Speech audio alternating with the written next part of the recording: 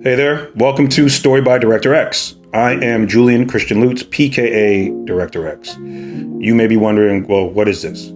Well, I have a long career as a director. I started in music video over 20 years ago, then commercials, then film, and then television. I directed Superfly for Sony Pictures in 2018, and I created and show ran Robin Hood with a Y for global television and Chorus Media here in Canada, which is available on Stack TV if you want to stream. Like all directors, I've always had a vision of creating movies and TV shows based on stories I create.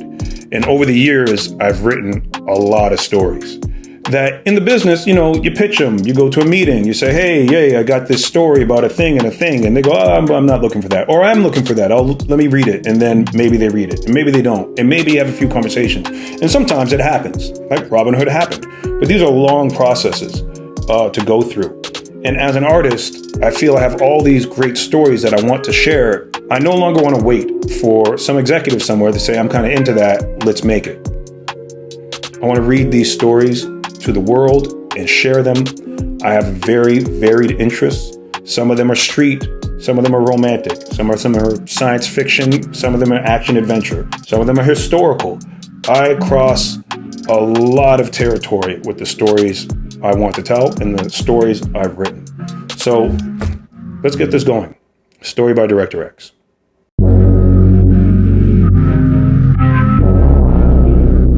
Stripper and the Cop, Protected Hearts. Story by Director X. Logline. When an exotic dancer witnesses a murder, a rookie cop takes her on the run to protect her.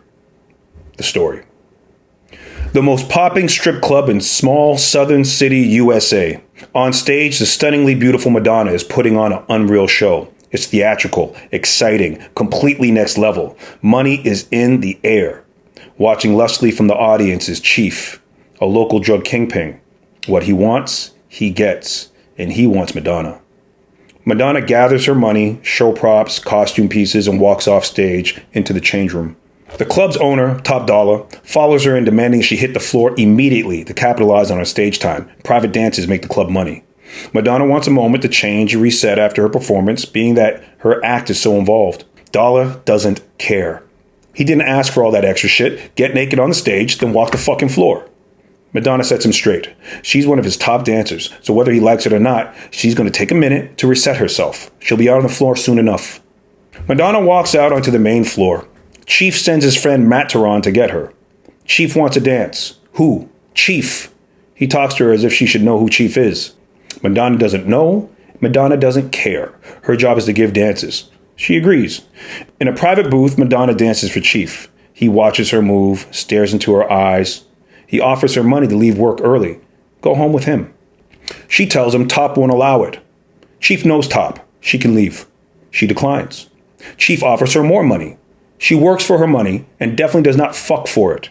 Chief pulls out a roll of money. $10K, no. $20K, no. $30K, no, motherfucker. Chief gets upset. They argue. Security comes in to break it up, but the staff treat Chief like he's the high roller he is. Chief rages at them. He has to go back to work anyways. Chief and Matt Tehran walk out the club and drive off. Chief tells Matt Tehran he wants to make a quick stop before they go back to work.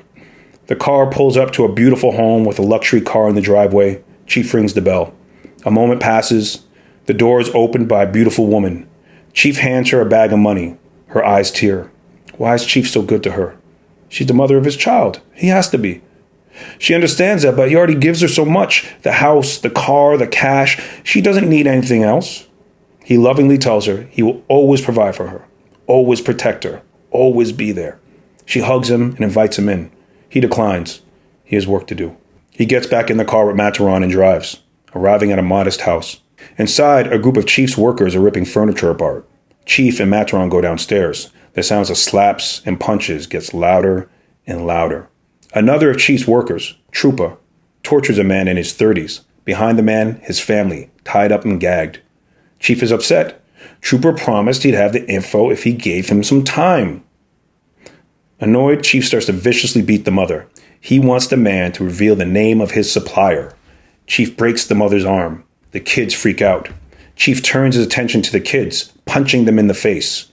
When he grabs the youngest one, the man breaks. The dude is his supplier. Chief tells the man that he has to accept that he has lost the game. Take his family and go. The father agrees. But in his eyes, Chief sees defiance, a yearning for vengeance. Chief confronts the father about this look in his eyes. The man pleads that Chief is wrong. Chief kills one of the kids. The family loses it. He kills the other kid. The mother and father struggle with all their might to break free, but they're tied too tight. Chief tells the man he brought this on himself, shooting the mother. Chief gets in the man's face and tells him, "You should have accepted your loss." Even Napoleon retreated, strangling him to death. Chief yells for his men to come downstairs. He makes an example of the dead family. If they fuck with Chief, they will suffer the same fate as the man. He tells the newest member of the gang to cut the bodies apart and dump them.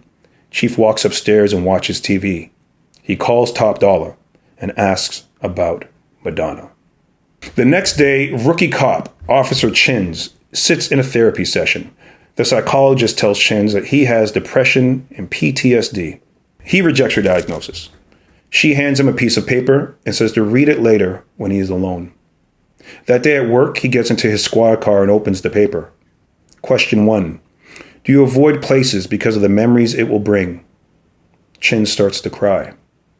Chin's partner gets in the car. Avoiding his partner, Chin wipes his tears, acting as if everything's normal.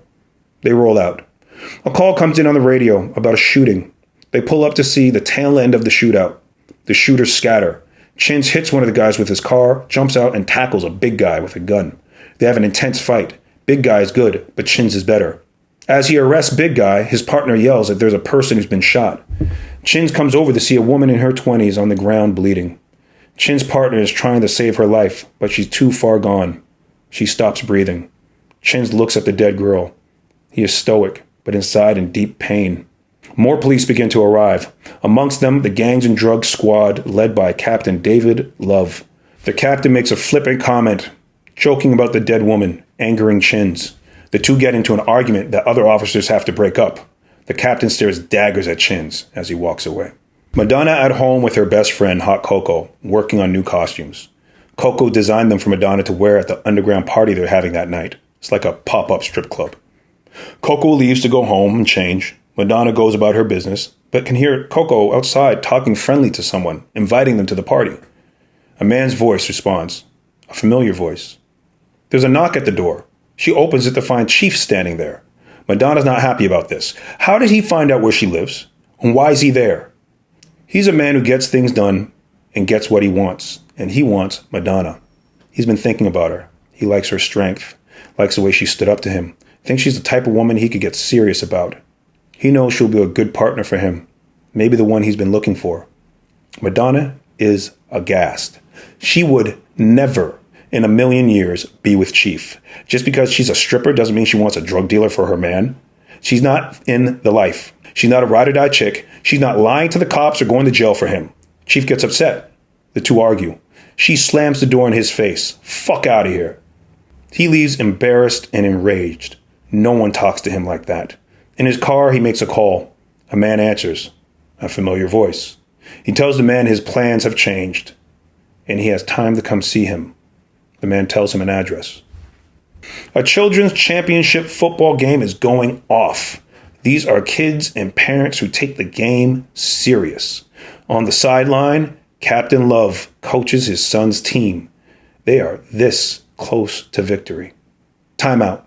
The teams go to their benches. The captain gives an inspirational speech to the kids. He's good. The kids are pumped.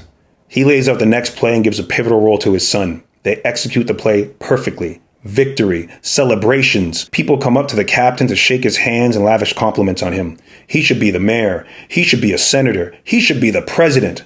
The community loves Captain David Love. Chief's car pulls into the parking lot. One of the captain's men acknowledges Chief with a nod and whispers in the captain's ear. The captain tells his beautiful wife and their amazing kids that he has to go to work and he will see them at the house shortly. Big hugs. He loves his family and they love him. He gets in his subordinate's unmarked police car and drives off, with Chief following a little distance behind. They arrive at an Italian restaurant and drive around to the back. The two cars pull up side by side, windows roll down. Chief throws a large bag through the window. Captain Love hands it to his subordinate. It's full of cash. The captain tells Chief he wants more money and faster than usual. Chief protests. He has a team to feed. You can't just give everything to the captain. Love gets angry. He doesn't care about his team. He pulls a lot of strings to keep Chief out of jail and making money. Does he want to rot in a jail cell rather than be out in the streets making money and fucking bitches? Or worse yet, be shot in bed during a 4 a.m. police raid? The captain doesn't want to hear complaints. More money fucking now. Chief leaves. The captain takes some money out of the bag and gives it to his subordinate. Taking the rest with him, the captain goes in the back door of the restaurant and down into the basement. It's a raw basement full of boxes and equipment. He walks to the back. Nothing here but a brick wall. On the wall, he knocks a very specific knock. A brick in the wall moves away. It's an eye slot. The eyes of Big Guard look at the captain, a grunt of approval. Then a moment later, a section of the brick wall opens to a lavish office. But at the center of the room, there's a bed instead of a desk. On the bed, Big Gangster is having a threesome with a sexy man and a sexy woman. Big Gangster talks to the captain as he thrusts inside of the woman, and she gives head to the sexy man. Where's the money? The captain opens the bag. The gangster is only slightly satisfied. The captain is late with this payment. Again. He stops pumping the woman and tells the sexy man to come over to him. Big Gangster sits in a chair as the sexy man comes over and gives him head. Rolling his head back in pleasure, Big Gangster talks to the captain. It's a lot of money the captain owes the family. A lot. As well as the interest that keeps piling up. They've been kind to him, but now they fear he has mistaken that kindness for weakness. The captain pleads. He's working on it, but he has to keep his soldiers fed too. He can't take all the money they skim from drug dealers. Big Gangster gets angry. He stops the man from giving him head and turns him around, sliding inside and pounding him as he yells at the captain. It's not his fault the captain is a degenerate gambler. Big Gangster orders the woman over to him. She gets behind him and begins to lick and suck his ass. He continues yelling. It's definitely not his fault the captain likes to fuck kids. And not his fault the captain is too stupid to know not to fuck those kids in a bedroom gangsters gave him. Big Guard hands the captain an iPad. On it a video of the captain entering a bedroom with a little boy and a little girl sitting on the bed holding each other crying. The captain hands the iPad back. Big Gangster stops fucking and stands up, his erect penis swaying. He takes the iPad and shoves it in the captain's face. Look at it. Because that's what your wife and kids are going to see on the fucking news if you don't pay me my fucking money and fast. On the iPad, the sound of the captain sweet-talking the kids. Do you want to have fun? The captain's head drops, thinking about his options. If you die, these videos go to my people in the press. Headlines with your name and face, front page. Your legacy ruined. Your family lives in shame. The captain knows Big Gangster is not bluffing. His heart drops. Big Gangster tells the captain to be careful.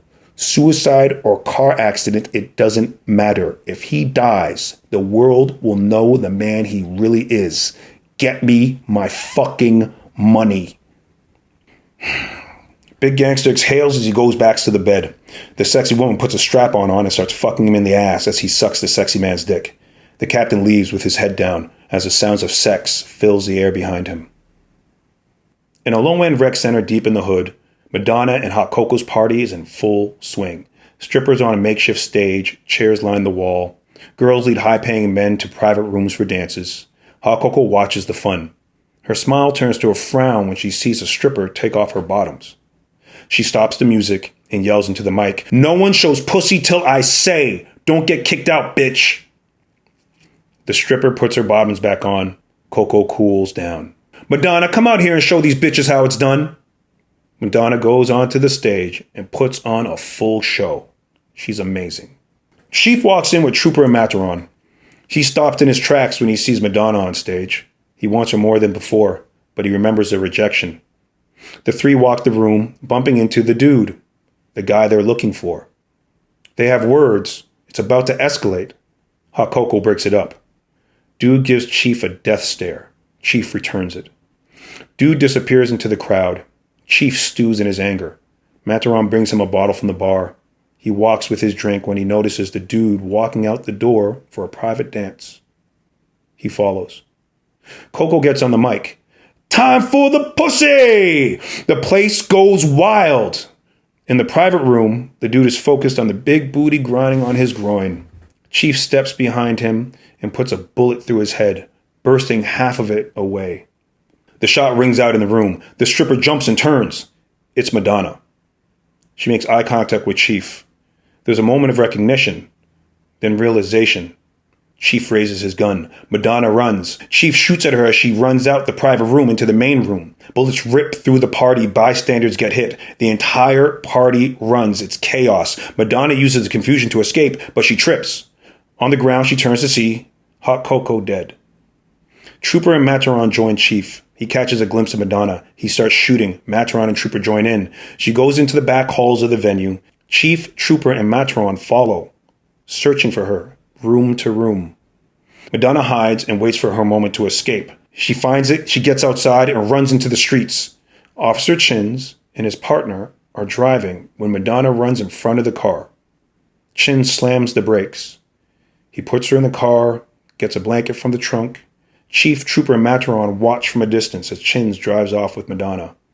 In the car, Madonna is having a nervous breakdown. Her best friend dead. The killer knows where she lives, knows where she works.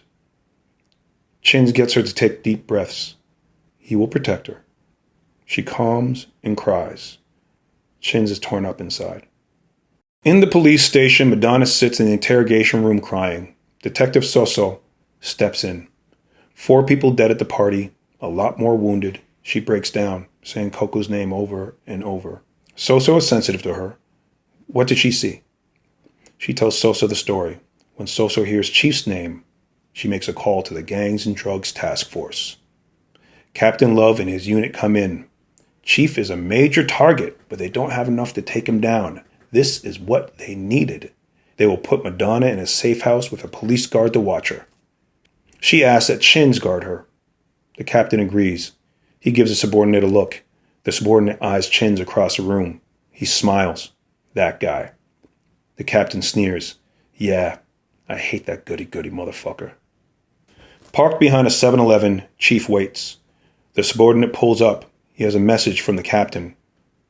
4 people are dead and many more wounded. He will go to jail for multiple lifetimes if Madonna testifies against him. He must kill her for the case to die. The subordinate gives Chief the safe house address, instructs him to hire killers to assault the motel and to have a public alibi with his team when it happens. Don't fuck it up. Your life depends on it. The safe house is a dated businessman motel. 2 rooms connected by a center door. Chin sits in the armchair as Madonna goes through the clothes the police provided. They laugh at the randomness of the clothes. There's some attraction there. They begin to talk about hopes and dreams. She wants to own a strip club, a place that puts on great shows and treats the women right, classy, adult, a real gentleman's club. It was Coco and her's dream. She fights the tears and resolves to see Chief put in jail. What made Chins become a cop? He wants to be a detective, solve murders. Why? He won't answer. She begins to pry. He wants to tell her, but he can't bring himself to. Suddenly, bullets rip through the door. Chins takes Madonna and runs into the other room. 2 goons kick in the door, charging into the empty room. Where'd they go? They see the bed covered in cheap clothes, notice a connecting door. They rush into the adjoining room. It's empty too. They search the room. One of them thinks to open the room door and look outside. He looks one way, nothing. Then the other. Chins and Madonna sneak running down the hall. He makes a noise. Chins hears. He looks and tells Madonna to drop. As she goes down, he spins and shoots at the goons. They duck for cover and shoot back without looking. Chins gets to the fire exit and starts running down the stairs with Madonna. He uses his walkie-talkie, but the concrete blocks the signal. The goons chase after them, shooting as they go. Chins and Madonna get to the parking lot and hide. The goons are hot on their tail. A car drives in. A businessman coming back to the motel after a day of work. Another car drives in and stops. The window goes down. Another goon in the driver's seat. Chins puts Madonna in a place to hide and stealthily rushes over to the businessman parking his car. The goons split up. One is getting warmer and warmer towards Madonna. The businessman is confused by a uniformed police officer sneaking low to the ground towards him. Chins tells him he needs his car. The goon is just a few feet away from finding Madonna. Chins drives the car directly into him. The other goon spins to the sound. Chins starts shooting at them all. Madonna runs into the car. Chin steps on the gas and continues to shoot. The goons hop in their car and chase after them. Chin hands Madonna his gun and tells her to shoot at the goons. She can't. She doesn't know how to handle a gun. The goons are getting closer. Chin hits the brakes. The goons fly by. Chin performs a pit maneuver, spinning the car, crashing it into a light pole. Chin drives onto the highway and away from the city. Madonna's in shock, catching her wits. Why isn't Chin calling for backup? Their city has one of the most corrupt police forces in the country.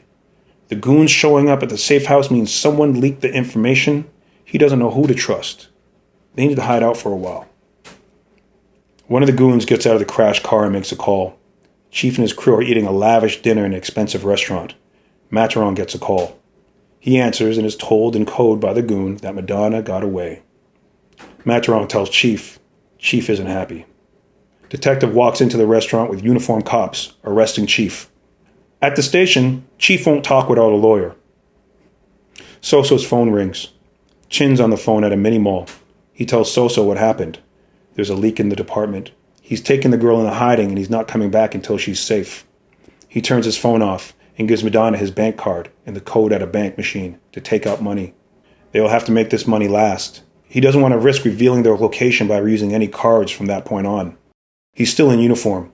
He has Madonna buy him sweats, a hat, sunglasses from the mini mall.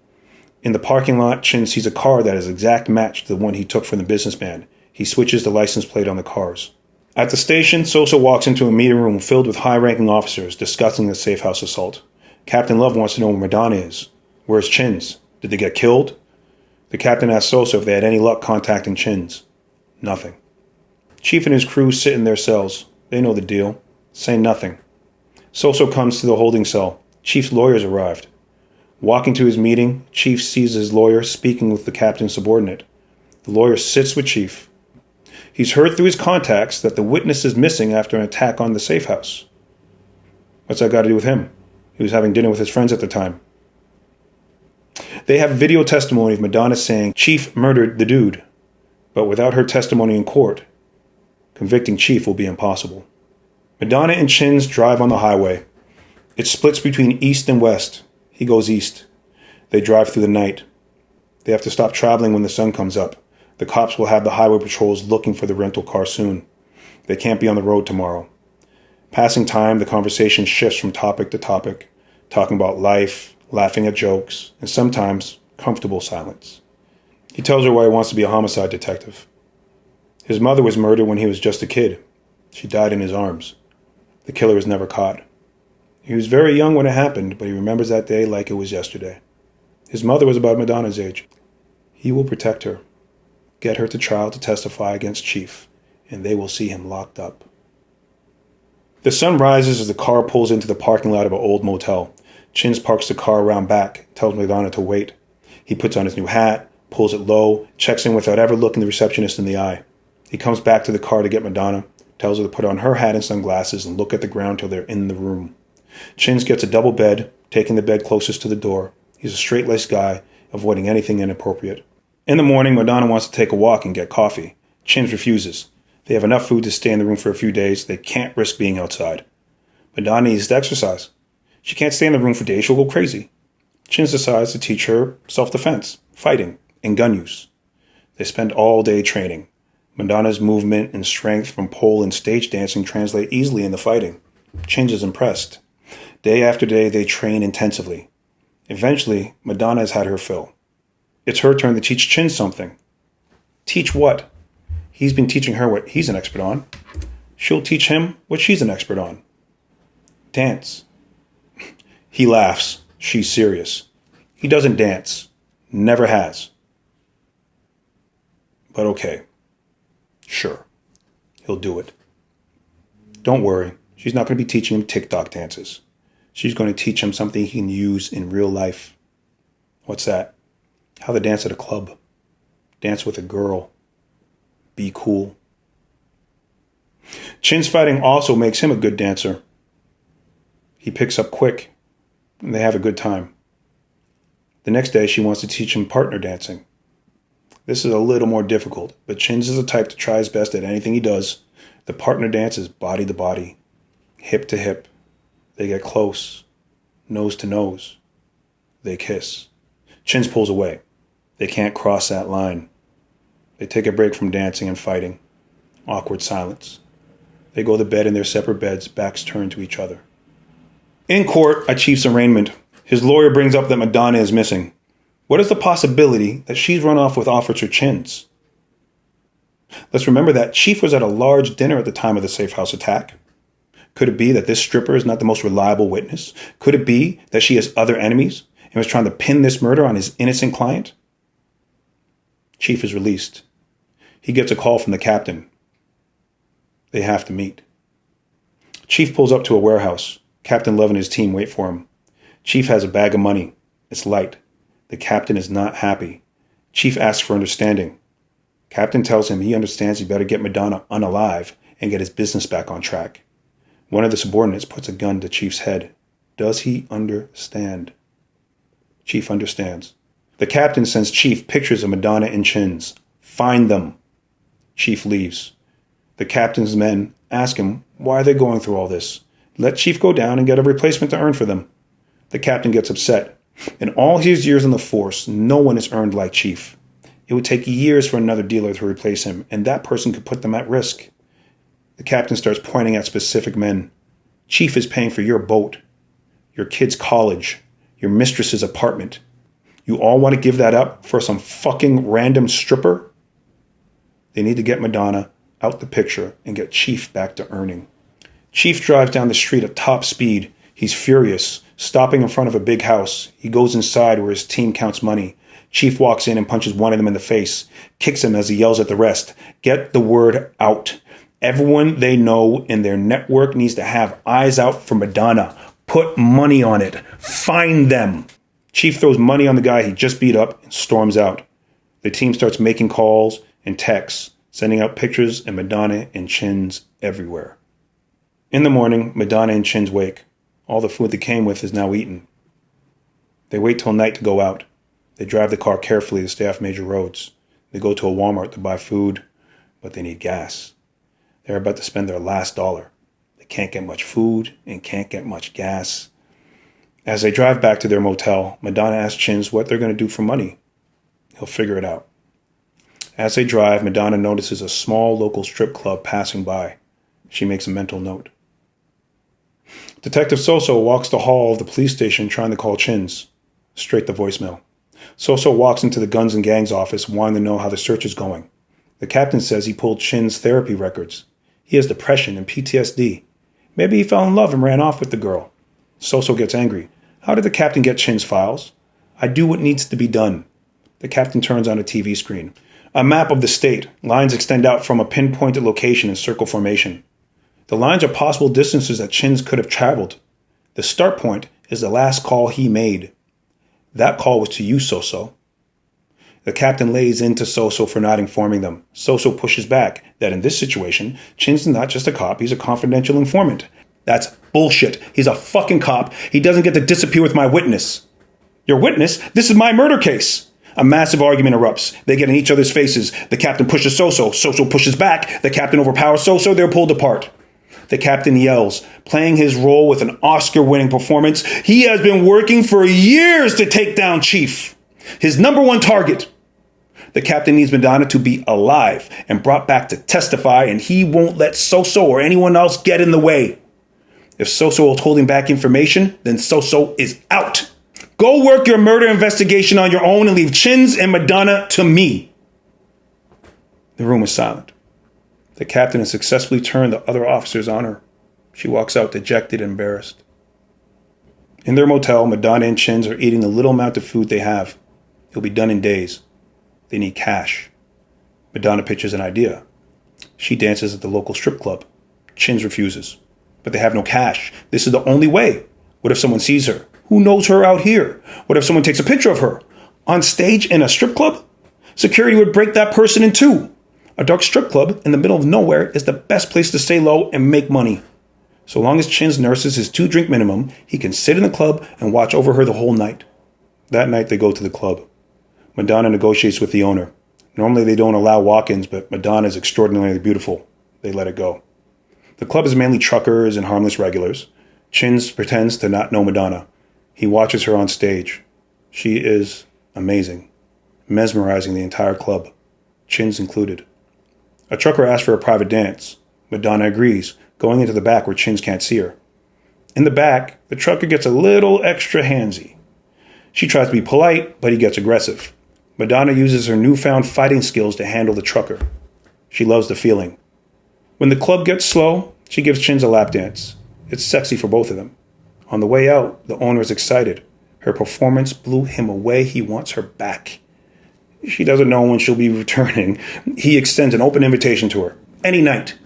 As Madonna leaves, he makes an enthusiastic call. The most amazing new dancer just danced in his club. The next time she's there, he's going to make sure the whole town knows. Chins and Madonna come back to the room. They count the money. They did good. Not great. It's a roadside club. There's only so much money that can be earned there. This will last them the week. Chins thinks through the next move. But Madonna wants to know what he thought of her performance. He was impressed. She's beautiful, talented, puts on a good show. The club she will own one day will be special. She thanks him, kissing his cheek, then his lips. She stops. Did she cross a line? No. He kisses her back. It becomes intense. Clothes come off. Inhibitions go away. They make passionate love. The captain is eating dinner when he gets a phone call from a journalist. Can the captain make a comment about a story? Should the mayor hire more police officers?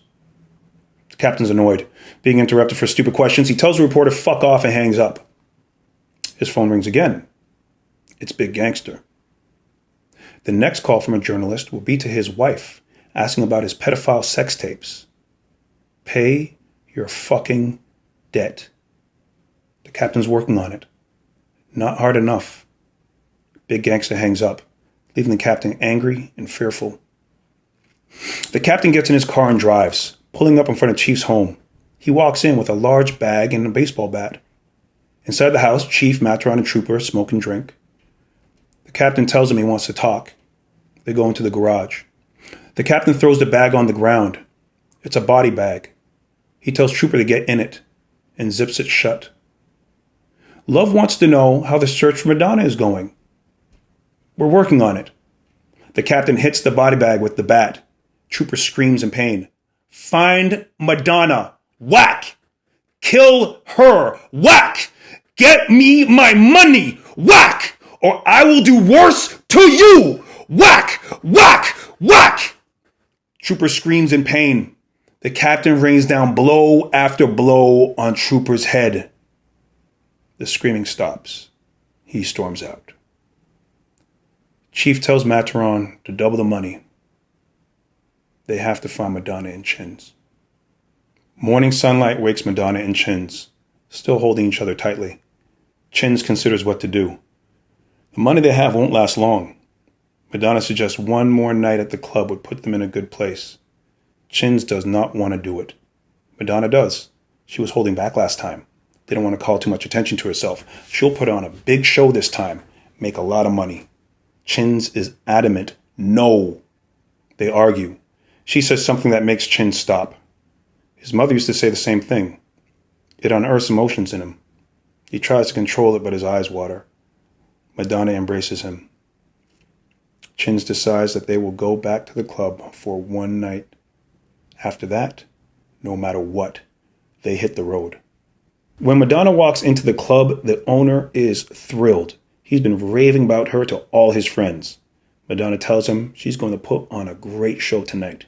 He gets excited and makes calls for people to come see his new superstar. Chins watches over Madonna as she works the room. But it's different now. He's falling in love. More and more people are arriving, including some bikers. Chins takes notice. The owner of the club stops the music, takes to the stage, and rants and raves about Madonna, walking into the club last week out of nowhere, blowing his mind with her beauty and performance. Chins doesn't like this. Madonna comes on stage and gives the show of shows. Money is hitting the stage. The place turns all the way up. The other girls are dancing harder. The customers are spending more money. And as Madonna walks off stage, one of the bikers grabs her arms. He pulls her close, hands on her body, talking in her ear. You're coming with us. We're all going to have some fun. Madonna is trying to get some space. Security sees what's going on, but the bikers are dangerous customers. They turn away. Chins watches this. His blood boils. He gets up and walks over. Another biker sits watching and sharing his friend groping Madonna. A realization hits him. He stops laughing. He takes a good look at Madonna, his brain working hard. He checks his phone. In his text messages are photos of Madonna and Chins. As Chins walks over, he sees the photos on the biker's screen. He registers it, but he has other things to deal with. He pushes the biker harassing Madonna. The other bikers react instantly. They rush at Chins. A brawl breaks out. Chins is a one-punch knockout artist. He puts down the biker right away. Another biker pulls a gun. Madonna kicks his kneecap. He goes to the ground, but he still has the gun. He turns onto his back and points at Madonna. She's a goner. A gunshot sounds. The biker is hit in the stomach. He screams in pain and drops his gun. Madonna looks at Chins with a gun in his hand. He must have gotten it off of one of the other bikers. Madonna picks up the fallen gun. Side by side, they shoot it out. They run out of bullets, as do the bikers. Chins fights it out one-on-one. Another one goes after Madonna. She reacts on instinct and with her most powerful kick, knocks out the biker. Surprised at herself, she smiles. Chins and Madonna escape the club. Outside, a few taxis are waiting for leaving customers. Madonna and Chins jump in, yelling for the cabbie to speed off. One of the bikers stumbles out of the club looking for them, but sees nothing in the chaos of people running. Back at the motel, Madonna and Chins hurriedly pack. She lost all the money she made. They got bigger problems. Chins explains what he saw on the biker's phone and what it means.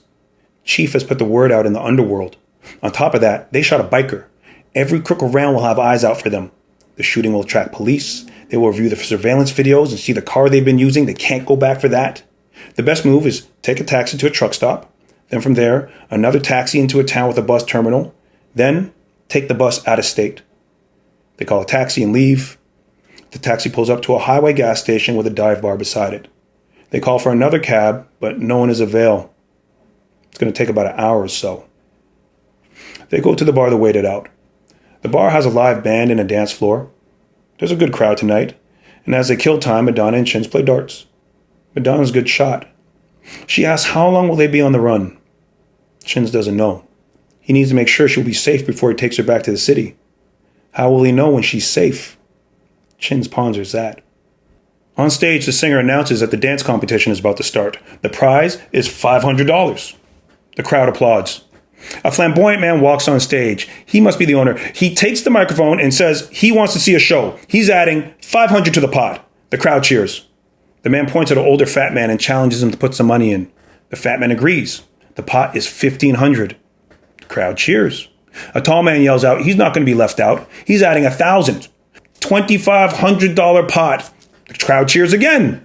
The flamboyant man gets in the spirit. He's adding another $500. $3,000 pot. The crowd goes wild. The singer reminds everyone about the rules. Last couple on the dance floor wins. Madonna tells Chins they could win. He's a good dancer. He doesn't want to do it. Dancing in public? They need the money. They'll find another way. The band starts. People begin to hit the dance floor. Madonna grooves to the dance floor, playfully, sexily. Chins knows they need the money. He gets up and joins her. The two dance on the packed dance floor. The band plays songs from various genres, from country to Frank Sinatra, up-tempo, mid-tempo, slow songs. Madonna and Chins are in the zone. They are tearing up the dance floor. They look deep into each other's eyes. They're in love, and they know it. Competitors are tapped on the shoulder as they are eliminated. Bit by bit, the dance floor clears, leaving only one other couple alongside Madonna and Chins. The other couple are good, but Madonna and Chins are competitive by nature, and they need the money. It's going down. The judge steps out onto the dance floor. He walks over to the other couple, hovering his hand over them, then walks over to Madonna and Chins, hovering his hand over them. He's playing up the drama. The crowd loves it. Both couples are dancing harder. The judge plays his game some more, hovering his hand over one, then switching it to the other. And then finally he brings his hand down on the other couple. Madonna and Chins win. They sit, their adrenaline pumping, mixed with a swirl of emotion. It's more than the money. On the dance floor, they had a moment they'll cherish all their lives, if they survive. Chins thinks to himself, kisses Madonna deeply, then goes to the phone to call the taxi company. Detective Soso is asleep in bed when her phone rings. It's Chin's. He tells her everything that's happened. Soso tells Chins that the captain has it out for him. They think Chins fell in love and ran off with Madonna. Chins thinks that's crazy. His priority is to keep Madonna safe. Soso Googles a motel. It's a 30-minute ride from the bar. Soso will leave ASAP with some good cops and meet him there. Stay alive for 3 hours. Chins calls for a taxi.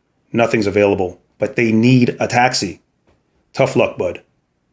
Chins returns to Madonna. She's made new friends with the runner-up couple. They are drinking and talking.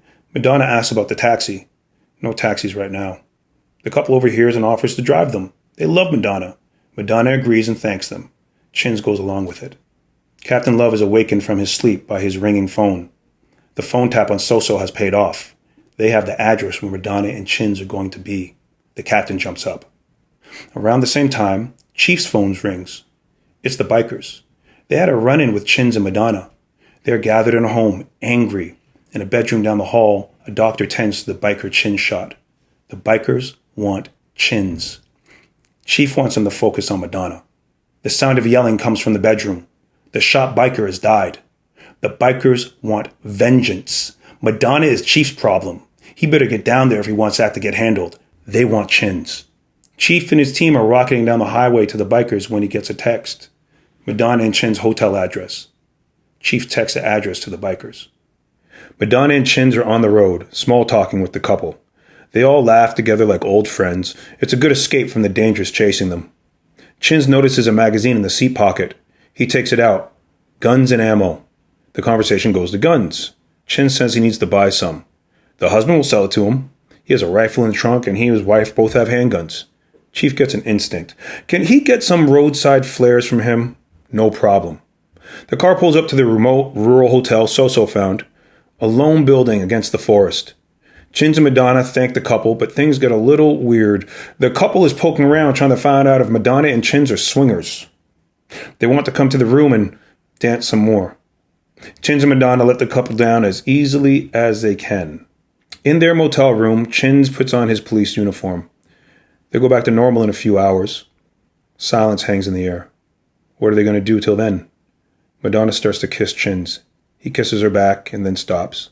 He tends to the loaded guns and clips. He hands her one. On the bed laid out alongside with the guns, roadside flares. He holsters his sidearm, turns off the lights, and with the rifle in hand, goes to the window to stand lookout. Madonna walks over to him and unzips his pants. She goes down on him. He closes his eyes. Out front the motel, a taxi pulls up. A beautiful woman steps out wearing a large brim cowboy hat and sunglasses. She's one of the strippers from the club Madonna was dancing at. The male front desk clerk clocked her from the moment she pulled up. His hormones are jumping. She walks sexy. She talks sexy. But it's very dangerous. She opens her purse, seemingly going for her wallet, but pulls out a gun and puts it to his head. She has the clerk take her to the security cameras and turns them off. Tying up the clerk, she takes the master keys for the motel. She steps outside and lights a cigarette. From the surrounding forest, the bikers come out, fast, sticking to the shadows. One goes into the maintenance room, cutting phone lines and disconnecting Wi-Fi. Another biker walks out on the roof with heavy-duty bolt cutters. He goes to the cell phone relay towers. He cuts the wires. He looks at his cell phone. No service. On the highway, 3 unmarked cop cars with sirens going, top speed. Soso at the steering wheel. At the strip club, the local sheriff department is conducting an investigation. The sheriff reviews the surveillance tape. Madonna and Chins fighting their way through the club. His phone rings. Captain Love on the other end in the passenger seat of his car as his subordinate drives top speed down the highway. The captain got word from a confidential informant that the club shootout involved a rogue cop who ran off with a key witness on a major case. The captain tests the sheriff to see if he's corrupt. He is.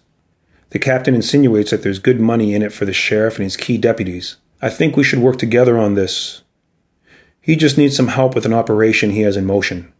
Just make sure his deputies or any other first responders stay away. The sheriff can help with that. At the motel, the bikers creep towards Madonna and Chins. They use the universal key to silently open the door. Suddenly, bullets from inside the room rip into the biker at the door. Flares fly through the air, sending thick smoke everywhere. No one can see a thing. The other bikers open fire, but they're shooting blind. When the smoke clears enough, The bikers enter the room. It's empty. The bikers check the room and find the tiny bathroom window open. They look through it, seeing only the forest. The bikers race around the motel. Meanwhile, Chins and Madonna have gotten a good head start, running through the forest. They can hear the sound of the yelling bikers. They slide down a hill. A small river runs by. The bikers get to the forest, splitting up to cover more ground. Two of the bikers slide down the hill and start walking along the river. Chins and Madonna hide behind a tree as the biker gets closer and closer. The bikers walk past. Chins and Madonna stay quiet and let the bikers get some distance. Once out of sight, they start moving deeper into the forest. Suddenly, shots ring out, bullets hitting trees around them. On top of the hill, Chief and Mataron are taking shots at them. Chins returns fire, hitting Mataron. More shots. The two bikers that pass him are running at them, shooting. Madonna shoots back. The other bikers run to the hilltop and start shooting. Chins and Madonna are pinned down. Chief and the bikers slide down the hill, advancing on their position. Chins throws flares. The smoke providing cover, the bikers open fire. Chins and Madonna attempt to run, but the bikers' blind shooting in their direction make it too dangerous. The smoke begins to clear. One of the bikers tells Chins he's killed their brother. They're going to torture him before they kill him. It'll be a slow, painful death. Chief yells that he's just going to kill Madonna, fast and painless, after he rapes her. Chief and the bikers move forward when shots rip through some of their team. They spin to see where the shots are coming from. It's Soso and her team of good cops. They shoot at the bikers from the high ground. Chin sees an opportunity. He tells Madonna to run as he shoots at the bikers from his position. Madonna runs. Chief sees this. He looks for an opening in the shootout and follows. Chins is pinned down. He can't help. Chief and Madonna are in a cat-and-mouse search. Chief moves to the forest, looking behind trees and rocks, but he can't find her. Madonna is in a hiding spot, silently aiming at Chief, and pulls the trigger. Click. Nothing. She looks at the gun. A bullet in the chamber, jamming it. Too late to fix it. Chief heard. He spins, aims, and crack! Madonna throws a gun in his face. Chief holds his bleeding face when Madonna runs and gives him a flying knee. He drops the gun. They get into a fight, bashing each other against the trees, tripping over rocks. It's ugly. Chief is bleeding from his eyebrow, blinding one eye, giving Madonna a little advantage, but he's still a strong man. Tides turn. He's got their beat. Boom! Chins barrels in, tackling Chief. It's 2 against 1, but Chief is up for it. He's handling business. He throws Madonna against a tree. She's hurt. Chins gets in there with Chief. Chins and Chief fight till exhaustion. Either can barely move. Chins is on the edge of consciousness. Chief crawls to a gun. Madonna picks it up, points at him, tears in her eyes. This is the man who killed her best friend. She clears the jammed bullet out of the chamber. Captain Love and his subordinates sneak through the forest. They see Soso and team shooting it out with the bikers. They start shooting at Soso. One of her team gets struck. Soso pulls him to cover. She looks for the shooter. She sees the captain. They make eye contact. They trade shots, but Soso is a marksman. She hits the captain multiple times. He hits the ground, looks at his wounds. It's bad. It dawns on him that he's going to die, and everything that comes with it. He begs to God to spare his life. He pleads, but slowly dies. Soso's team continues to shoot out with the bikers, but the bikers have exhausted their ammo. They put their hands up. Madonna inches closer to an exhausted Chief. He's spent. He doesn't have the strength to fight. She puts the gun against his head, takes a moment to appreciate what she could do, but won't. She walks to Chins, takes his handcuffs, walks over the Chief, and cuffs his hands behind his back. Chins stands and reads Chief his rights. On the television, an expose about Captain Love, the story that rocked the city. All of the captain's dirty laundry exposed. His subordinates arrested and charged. Big Gangster kept his word. In court, Madonna on the stand testifies against Chief. The verdict is brought down. Guilty. Chief will spend the rest of his life in prison. Chins is in the court, dressed in plain clothes, watching on happily. Outside the courthouse, Madonna and Chins talk. She's only in town for the trial. She's moved to another city, and her new club opens soon. Chins is now a detective. He has solved every murder case put in front of him. A moment of silence. They're in love, but their lives are moving in different directions. She wants to kiss Chins, but he doesn't want to appear unprofessional. It hurts her feelings, but she plays it off. He opens the door to her car service. She gets in and drives off. He watches her go, holding in his emotions. Madonna in the car sits reflecting. She cries as she looks out the window to the passing city as her car gets onto the highway. Opening night of Madonna's club, Hot Cocos. It's everything she told us it would be. Everyone dressed up, looking classy, beautiful women dancing, dressed in incredible clothes, putting on a show. Then it's time for the main event. The lights dim. Boom. Madonna hits the stage. She was the next level before. Now she's untouchable.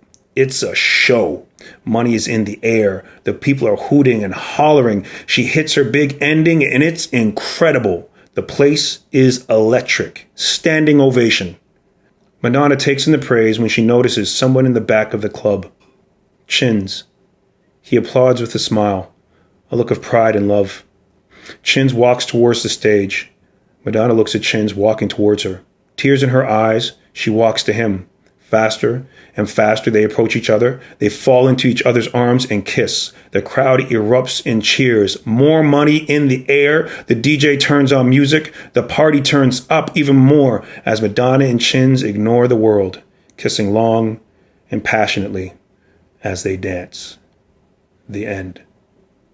Well, there you go. The Stripper and the Cop, Protected Hearts. Story by Director X.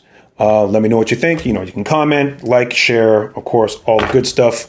And tune in for the next episode coming soon. Story by Director X.